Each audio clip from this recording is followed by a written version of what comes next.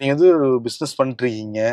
ஒரு முழு நேர அரசியல்வாதியா? இல்ல பிசினஸ் மேனா? இல்ல, இல்ல. எப்படி நான் வந்து எடுத்துக்கிறது அத?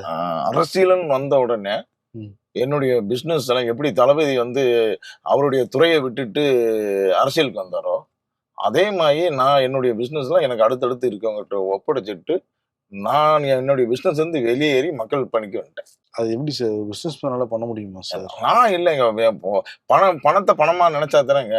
ஒரு ஏன்னா அதாவது ஒரு சாம்ராஜ்யத்த உருவாக்கிறீங்க. கஷ்டப்பட்டு சாம்ராஜ்யத்த ஒரு அடிப்படையில இருந்து. சாம்ராஜ்யத்த உருவாக்கியிருக்கேன்.